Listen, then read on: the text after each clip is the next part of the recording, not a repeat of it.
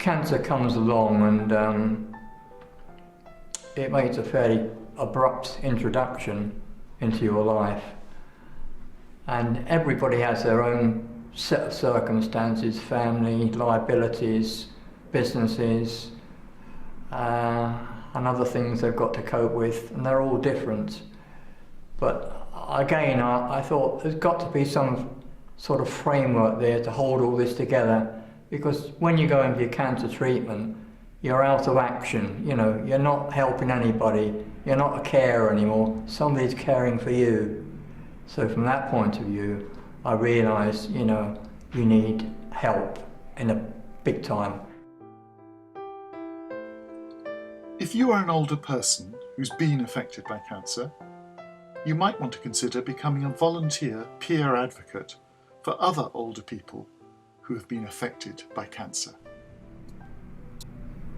I think in a lot of cases fear can only really be allayed by someone who's trodden the same path, who's been through the same experience as you, because they know what you're going through.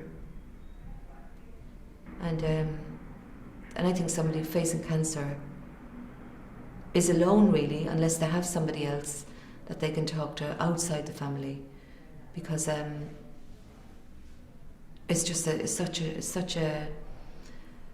a deep thing and a complex thing, you know, because it's not just you, it's the whole family is involved. So you have to always be careful and protecting, kind of.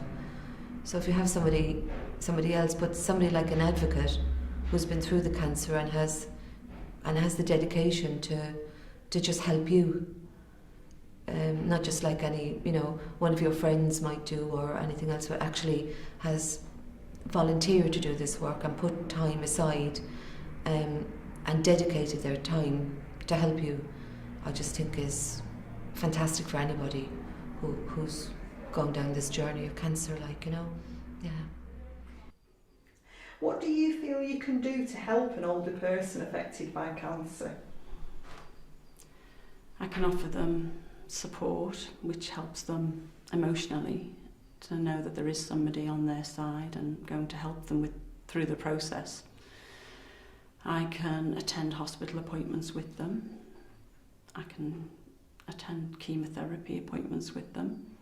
I can help them with any finance issues with regard to signposting them to other services, if there are financial implications for them.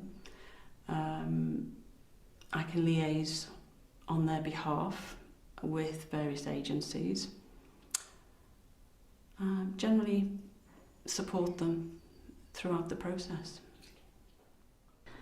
I think older people affected by cancer are particularly in need of advocacy, because it can be a particularly difficult time when you're faced with a cancer diagnosis or you're supporting someone who's recently being diagnosed.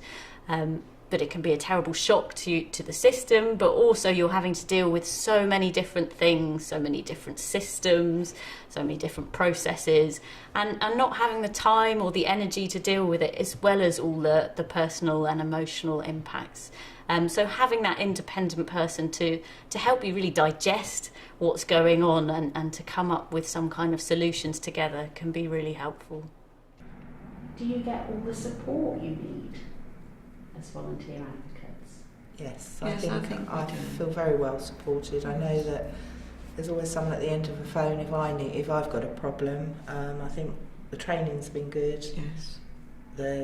We have networking sessions, so we get to meet other advocates, which is always nice to see how someone else is coping, or to say, I've got a problem with this, how would you deal with it?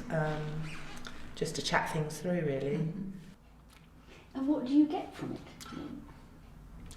I get a sense of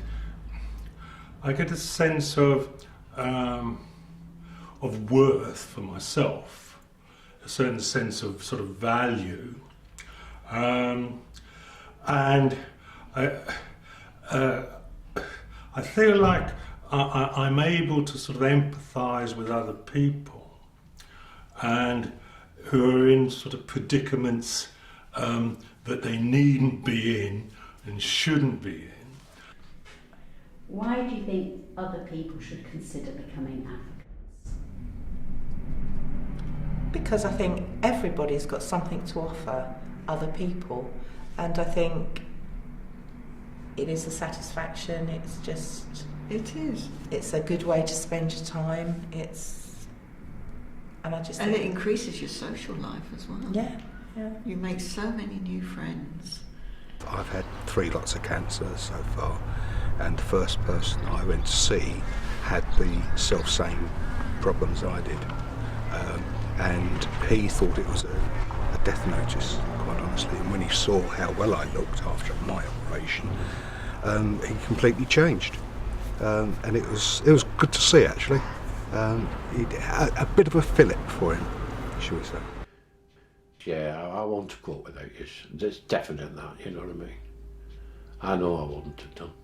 I get stressed out with paperwork, and you've helped me out with all that as well, and been there for me at my meetings at the hospital and everything, which has been reassuring, knowing I wasn't going on my own and I weren't having to face it on my own, because I've no one else, you know.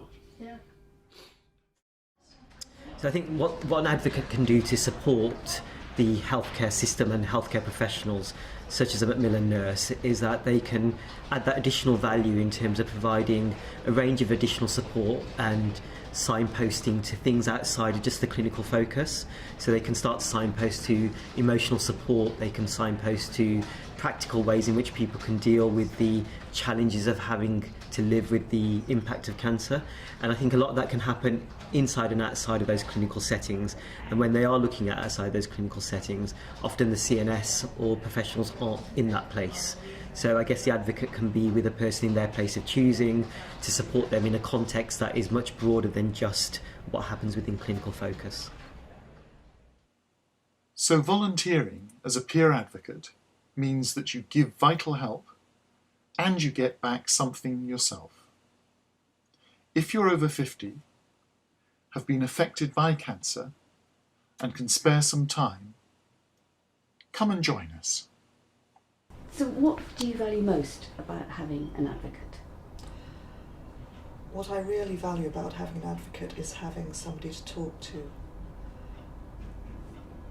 talk problems over with, and to have somebody to help me to figure out how to sort those problems out.